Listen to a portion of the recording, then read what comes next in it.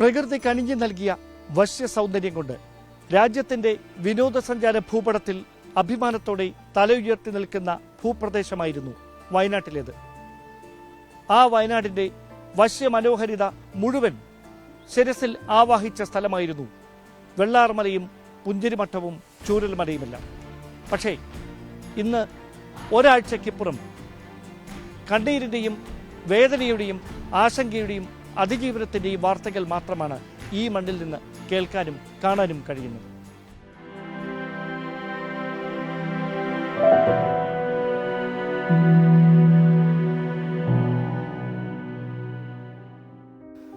പച്ചപ്പ് കൊണ്ട് പ്രകൃതി തീർത്ത നിബിഡ വനങ്ങൾ, പിന്നിലായി തലയുയർത്തി നിൽക്കുന്ന മലമടക്കുകൾ.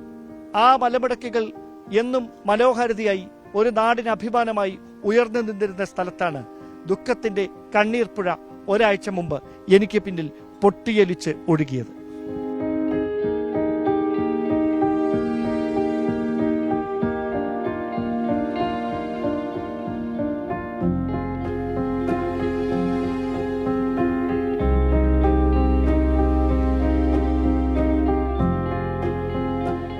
ദൂരക്കാഴ്ചയിൽ വെള്ളാർമലയുടെ ചെറിയൊരു ഭാഗം, അതുമാത്രമേ അവിടുന്നങ്ങ് അടർന്നു വീണിട്ടുള്ളൂവെന്ന് തോന്നും ആദ്യ കാഴ്ചയിൽ. പക്ഷേ ആ കാഴ്ച താഴേക്കെത്തുമ്പോൾ പിന്നെ കാണുന്നത് ഇങ്ങനെയാവും.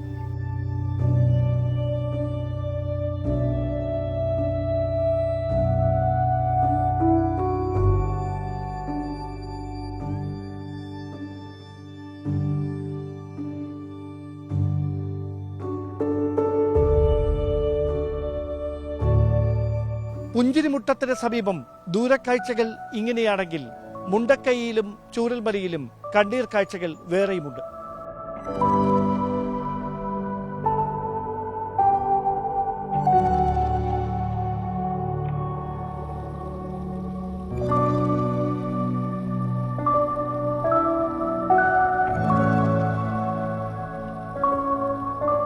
പുഞ്ചിരി തൂകി നിന്ന പുഞ്ചിരിമഠത്തിന്റെ ഇന്നത്തെ കാഴ്ച ആരെയും കണ്ണീരിലായിട്ടും.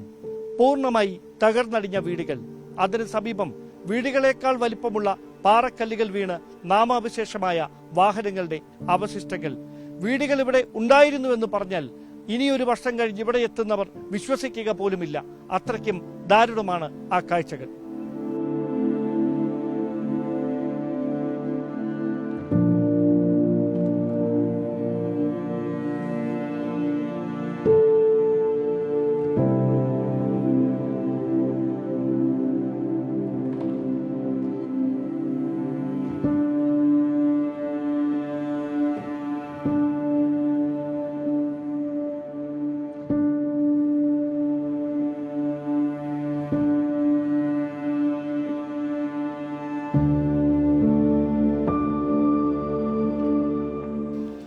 ഉരുൾപൊട്ടലിന്റെ ബാക്കി പത്രമായി മുണ്ടക്കൈയിൽ അവശേഷിക്കുന്നത് മസ്ജിദിന്റെ ഈ ഭാഗങ്ങൾ മാത്രമാണ്.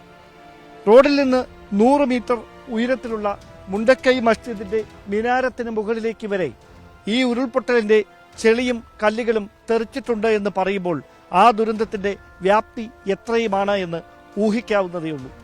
താഴെയുണ്ടായിരുന്ന ആ വെള്ളാർമലയിൽ നിന്ന് പൊട്ടി തെറിച്ച് താഴേക്ക് പതിച്ച ഒരു വലിയ പാറക്കല്ല്, ഒരു കെട്ടിടത്തിന്റെ വലിപ്പമുള്ള പാറക്കല്ല് ഈ മസ്ജിദിന് മുമ്പിൽ ഇങ്ങനെ വന്ന് പതിച്ചു എന്ന് പറയുമ്പോൾ എത്ര ശക്തമായിട്ടാണ് ആ വെള്ളവും പാറകളും ഇരമ്പി എത്തിയത് എന്നതിന് മറ്റൊരു തെളിവും ഇനി ആവശ്യമായിട്ടില്ല.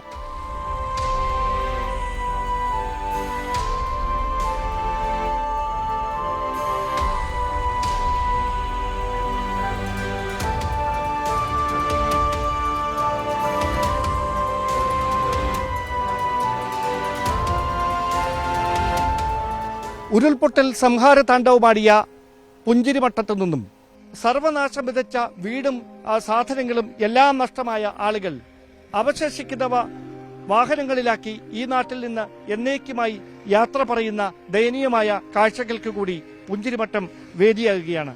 ഇപ്പോൾ ഈ ചെളിയിൽ പുതഞ്ഞ വഴിയിലൂടെ വാഹനങ്ങളിൽ വീടുകളിലുണ്ടായിരുന്ന ശേഷിച്ച സാധനങ്ങളും പെറുക്കി പോകുന്ന ഒരു കുടുംബത്തിന്റെ കാഴ്ചയാണിത്.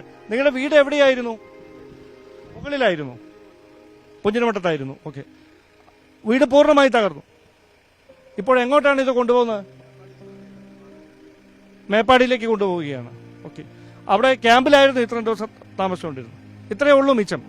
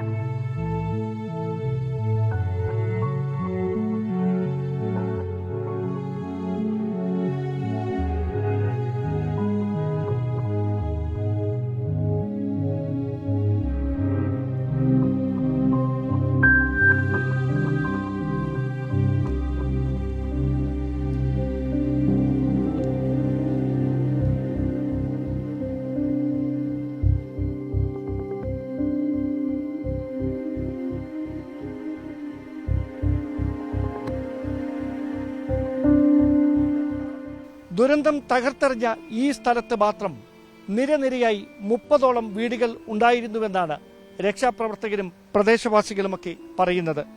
അവശേഷിക്കുന്നത് ഈ ജനൽപ്പാളികളും സമീപത്തായി കൂട്ടിയിട്ടിരിക്കുന്ന ആ വസ്ത്രങ്ങളുടെ ആ ശേഷിക്കുന്ന ഭാഗങ്ങളും മാത്രമാണ്. ഏറ്റവും ദയനീയമായ കാര്യം, ഈ വീട്ടിലും ഏതൊക്കെയോ കുഞ്ഞുങ്ങൾ ഉണ്ടായിരുന്നു.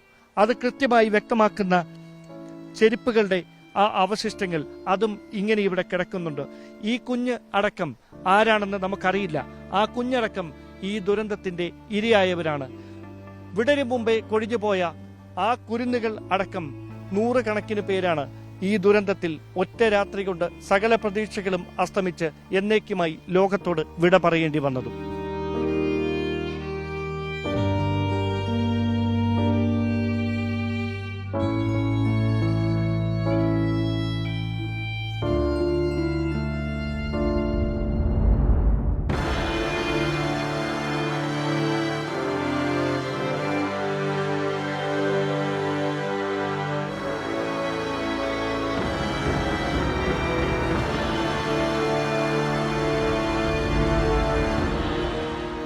എനിക്ക് പിന്നിൽ തകർന്നടിഞ്ഞു കിടക്കുന്ന ഈ വീടുകൾ ഇനിയങ്ങ് പുനർനിർമ്മിച്ചാലും ആ വീട്ടിൽ താമസിക്കാൻ ആരും ഉണ്ടാകില്ല. കാരണം ആ വീട്ടിലുണ്ടായിരുന്ന 4 പേരെയും ദുരന്തം കവർന്നെടുത്തു. അപ്പോഴും നൊമ്പരപ്പെടുത്തുന്ന ഓർമ്മയായി അവർ ഏറെ ഓമനിച്ച് നട്ടു വളർത്തിയിരുന്ന ഈ അവക്കാഡോ മരവും ആ മരത്തിൽ കായ്ച്ച് തഴച്ച് വളർന്നു നിൽക്കുന്ന അവക്കാഡോ പഴങ്ങളും അത് ബാക്കിയാകുകയാണ്. അതിനി പറിച്ചെടുത്ത് അതിന്റെ രുചി അറിയാൻ ഈ കുടുംബത്തിൽ ആരും ബാക്കിയില്ല. അത് തന്നെയാണ് മുമ്പോട്ടങ്ങ് പോകുമ്പോൾ ഓരോ വീടുകൾക്ക് മുമ്പിലെയും കാഴ്ച.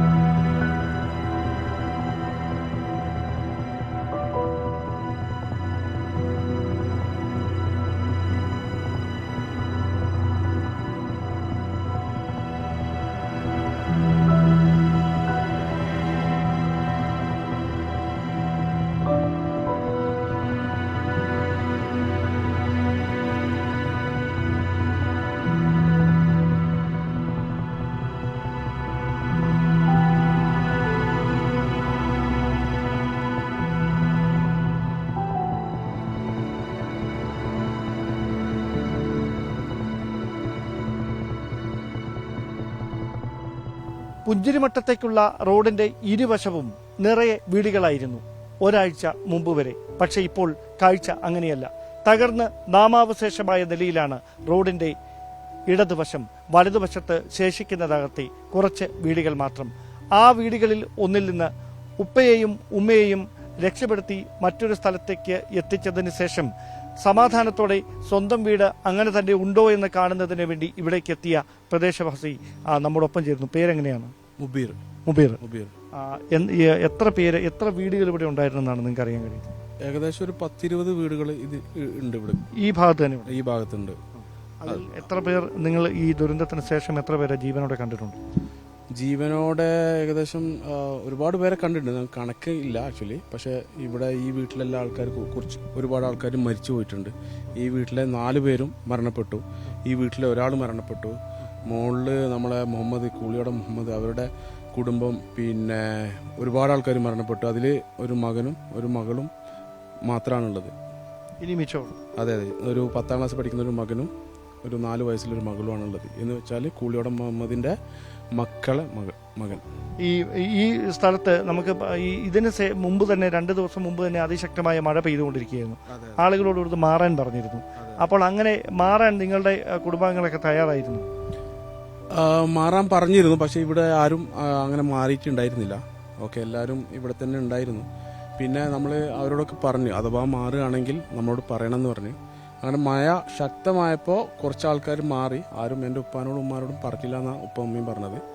അതുകൊണ്ട് ഉപ്പയും ഉമ്മയും അവിടെ തന്നെ നിന്ന്. പിന്നീടാണ് മനസ്സിലായത്. അതായത് രക്ഷപ്പെട്ട് മാറിയവർ വരെ ചൂരൽമലയിൽ വെച്ച് ജീവൻ നഷ്ടപ്പെടുന്ന സ്ഥിതിയിലേക്കായി കാര്യങ്ങൾ. അതെ. ഇവിടുന്ന് സേഫ് സോണിലേക്ക് മാറിയവർ സേഫ് സോൺ മുണ്ടക്കൈ ചൂരമല എന്നാണ് വിചാരിച്ചിട്ടാണ് അങ്ങോട്ട് മാറിയത്. പക്ഷെ ഇവിടത്തേക്കാളും കൂടുതൽ ബാധിച്ചത് ആ ഏരിയയിലേക്കാണ്, ചൂരൽമല മുണ്ടക്കൈ ഏരിയയിൽ. എന്നിട്ട് അവിടെ വെച്ച് മരണപ്പെടുകയായിരുന്നു. നിങ്ങൾ ഇവിടെ തന്നെ ഇനി താമസിക്കാനാണോ അതോ? ഇല്ലല്ല, ഇവിടെ താമസിക്കാൻ ഇവിടെ അലൗഡ് ചെയ്യൂല ആക്ച്വലി. അപ്പോൾ നമ്മൾ വേറെ എന്തെങ്കിലും പ്ലാൻ ചെയ്യണം. ഗവൺമെന്റിന്റെ ഇതിന് വെയിറ്റ് ചെയ്യാണ്.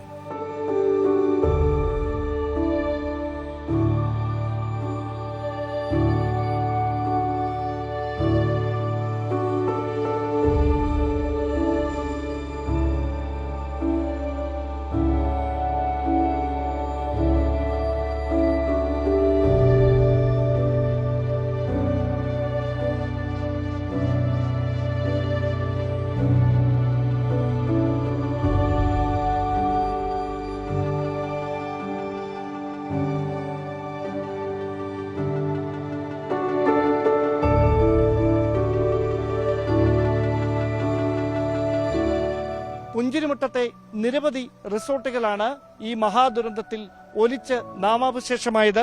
എനിക്ക് പിന്നിൽ കാണുന്ന ഈ വലിയ പാറ, ആ പാറ അവിടെ നിന്ന് മുകളിൽ നിന്ന് ഉരുണ്ട് താഴേക്ക് പതിച്ചതാണ്. അതിന് സമീപത്തായി ഉണ്ടായിരുന്ന ആ റിസോർട്ടിലായിരുന്നു 4 ഡോക്ടർമാർ അടങ്ങുന്ന ഉത്തരേന്ത്യയിൽ നിന്നടക്കമുള്ളവരാണ് എന്നാണ് സൂചന. അതിൽ ഒരാൾ മാത്രമാണ് രക്ഷപ്പെട്ടത്. അദ്ദേഹം കോമ സ്റ്റേജിൽ സ്വകാര്യ ആശുപത്രിയിൽ ചികിത്സയിൽ തുടരുകയാണ്. ഒപ്പമുണ്ടായിരുന്ന 3 പേരെ കുറിച്ച് ഒരു സൂചനയുമില്ല. ആ സ്ഥലത്ത് അങ്ങനെയൊരു റിസോർട്ട് ഉണ്ടായിരുന്നു എന്നതിന് പ്രദേശവാസികൾ നൽകുന്ന ചില സൂചനകൾ മാത്രമാണ് തെളിവ്. ബാക്കിയെല്ലാം നാമാവശേഷമായിരിക്കുന്നു. പ്രകൃതിയുടെ സംഹാര താണ്ഡവത്തിൽ ഉരുളെടുത്ത് നാമാവശേഷമായ ആ റിസോർട്ടിന്റെ ബാക്കി സ്ഥലത്ത് ഇപ്പോൾ ശേഷിക്കുന്നത് ഈ പാറക്കൂട്ടങ്ങൾ മാത്രമാണ്.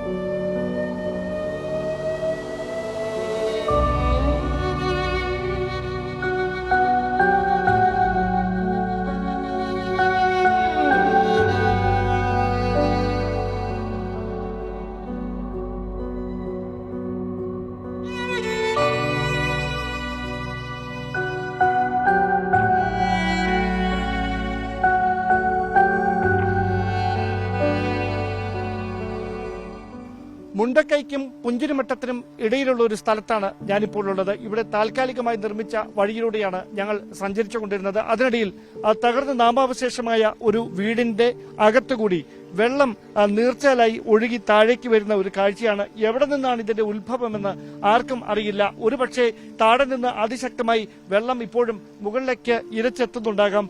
അത് ചെറിയൊരു സുഷിരത്തിലൂടെ ഒഴുകി താഴേക്ക് പതിക്കുകയാണ്.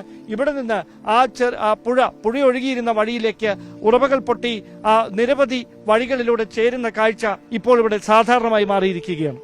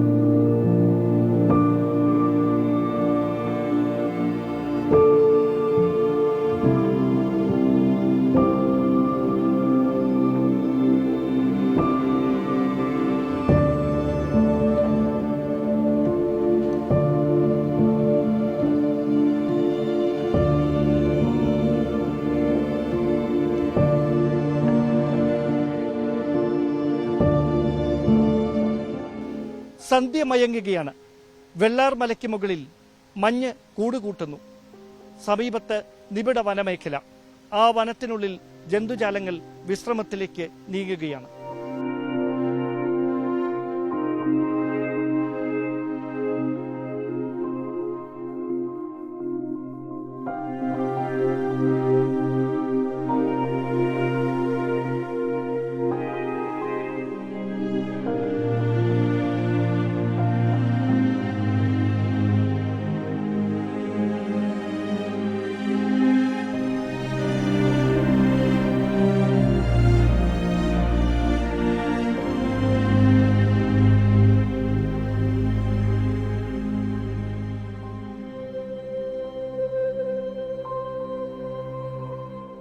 ചൂരൽമലയും മുണ്ടക്കയും പുഞ്ചിരിമട്ടവും പിന്നിട്ട് ചൂരൽമലയിൽ നിന്ന് 8 കിലോമീറ്ററിന് മുകളിൽ മഹാദുരന്തത്തിന്റെ ഉത്ഭവസ്ഥാനമായി പറയപ്പെടുന്ന വെള്ളാർമലയുടെ ഏറ്റവും അരികിലായാണ് ഞങ്ങളിപ്പോൾ നിൽക്കുന്നത്.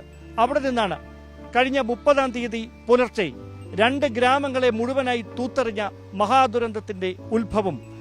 വലിയ പച്ചപ്പിന് നടുവിൽ ചെറിയൊരു ഭാഗം മണ്ണടർന്നതുപോലെ, മണ്ണ് നീക്കിയതുപോലെ, അങ്ങനെ മാത്രമേ ഇവിടെ നിന്ന് നോക്കിയാലും നമുക്ക് തോന്നുകയുള്ളൂ. ആ ഒരു മഹാദുരന്തത്തിന്റെ ഉത്ഭവം അങ്ങനെയൊരു സ്ഥലത്ത് നിന്നായിരുന്നു എന്ന് പറയുമ്പോൾ കുറച്ചുകൂടി സ്ഥലം അങ്ങ് അടർന്നു പോയിരുന്നെങ്കിൽ നമുക്ക് കാണുന്നതിനും സങ്കല്പിക്കുന്നതിനുമൊക്കെ അപ്പുറത്താകാമായിരുന്നു ആ ദുരന്തത്തിന്റെ വ്യാപ്തി എന്നതിന് ഈ കാണുന്ന കാഴ്ചകൾ തന്നെയാണ് ഏറ്റവും വലിയ തെളിവ്. ഇതിനു മുമ്പ് ഇതേ വഴിയായി ചെറിയൊരു പുഴയൊഴുകിയിരുന്നു. അതിന് സമീപത്തായി 2 ചെറിയ വെള്ളച്ചാട്ടങ്ങൾ ഉണ്ടായിരുന്നു. അതെല്ലാം അപ്രത്യക്ഷമായി. ആ വലിയ പുഴയൊഴുകിയിരുന്ന വഴി പാറക്കഷ്ണങ്ങളും കുമിഞ്ഞുകൂടിയ ടൺ കണക്കിന് മണ്ണും ചെറിയ കല്ലുകളും ഒക്കെ കൊണ്ട് നിറഞ്ഞിരിക്കുകയാണ്.